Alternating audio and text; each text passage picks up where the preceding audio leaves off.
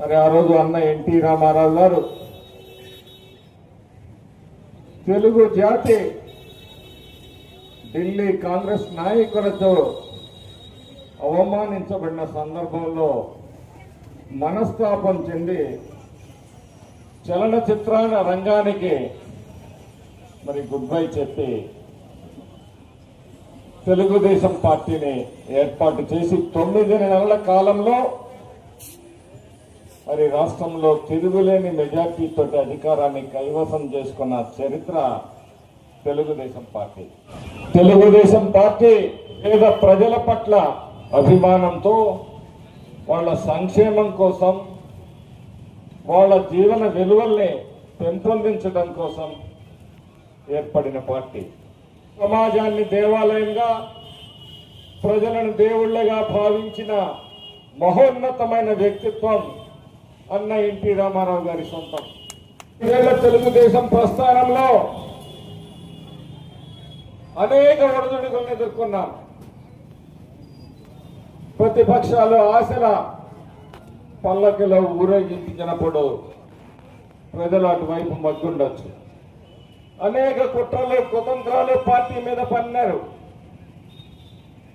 నారా చంద్రబాబు నాయుడు గారిని సాక్షాత్తు అరెస్ట్ చేసి జైల్లో పెట్టారు.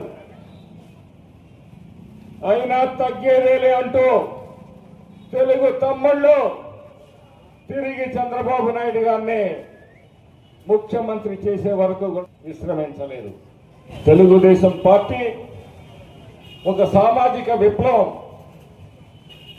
ఇది ఒక విప్లవ పార్టీ, సామాజిక విప్లవ పార్టీ.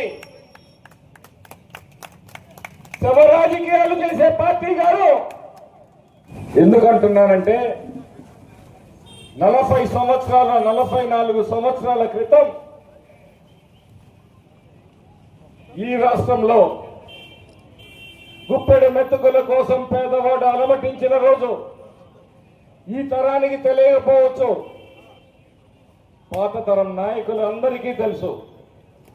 అటువంటి రోజుల నుంచి ప్రతి పేదవాడి 5 వేళ్ళు నోట్లోకి పోవాలి అని చెప్పేసి 2 రూపాయల కిలో బియ్యం పథకాన్ని ప్రవేశపెట్టి సంక్షేమ పథకానికి ఈ రాష్ట్రంలో నాంది పలికిన పార్టీ తెలుగుదేశం పార్టీ.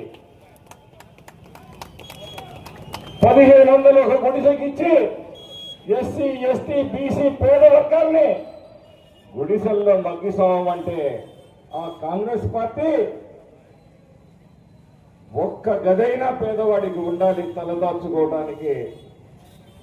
ప్రకృతి వైపరీత్యాలు ఏవి ప్రజల్ని కాటేయకూడదని చెప్పేసి మరి పక్కా గృహాల నిర్మాణానికి శ్రీకారం చుట్టిన పార్టీ తెలుగుదేశం పార్టీ. ఆ రోజు జనతా వస్త్రాలు ఇచ్చారు. రైతుల్ని ఆదుకోవడానికి 50 రూపాయలకే హాట్స్పాట్ విద్యుత్తు సంవత్సరానికి ఇచ్చిన పార్టీ రైతాంగాన్ని ఆదుకున్నారు. అంతేకాదు సామాజిక కోణంలో పటేల్ పట్వారీ వ్యవస్థని రద్దు చేసేందుకు స్వేచ్ఛాభావాల్ని ప్రసాదించిన పార్టీ కూడా Telugu Desam party. SC ST BC minority బలహీన వర్గాలకి